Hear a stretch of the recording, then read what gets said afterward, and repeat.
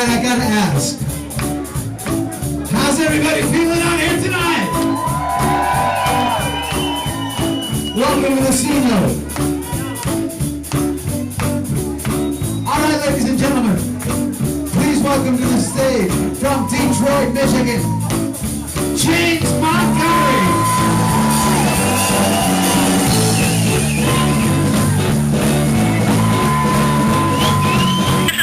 Talking with, and can you just kind of give me an overview of some of the people you've played with through the years? Well, I started out playing with a guy named Buddy Miles, who also played drums with Jimi Hendrix in the band the Gypsies, and that was in 1970. So this was right on the heels of Buddy's kind of stint with Hendrix. So the first professional jobs I ever had were playing with Buddy, opening shows for Jimi Hendrix. Buddy did the first act on the bill, and we played at the Forum in LA, which is where the Lakers used to play, and San Diego and San Jose, several shows. The spring of the year that Hendrix died, which was 1970. You know, with the Woodstock, you know, just being in everybody's minds because of the 40th anniversary of it recently, can you sort of tell me what was the vibe like? What was really going on behind the scenes of the music scene with Jimi Hendrix and everybody at that time?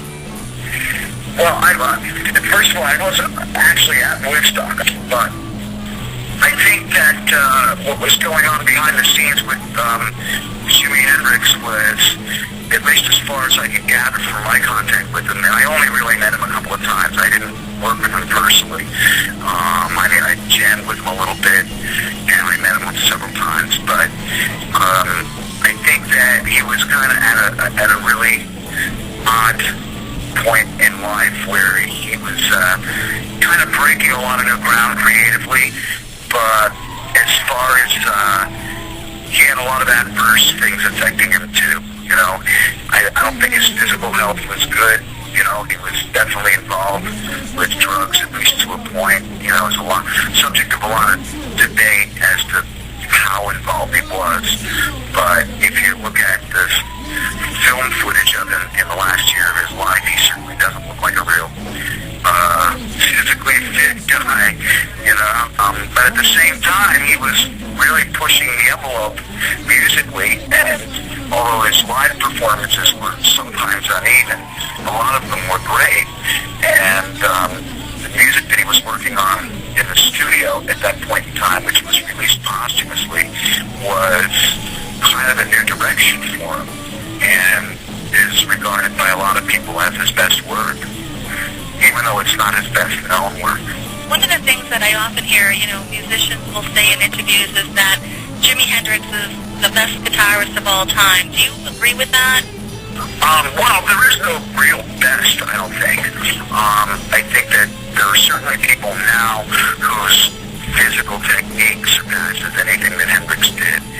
But as far as self-expression, sure, I'd concur with that. I can only say this: he's my favorite, you know, and that is a taste call.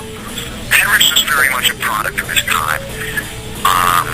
His music was kind of catalyzed by a lot of different things, you know, social conditions, but musically, by the kind of meeting of the collision of the blues with the pop music of the time, a lot of which was like so-called psychedelic music, but it was kind of a golden age of singer-songwriters too.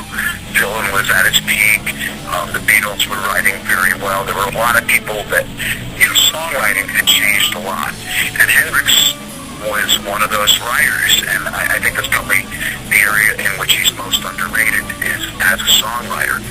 And so he was able to write songs that really resonated with people, and trying to bring it up to the altar and marry it to the blues. He was a master blues man.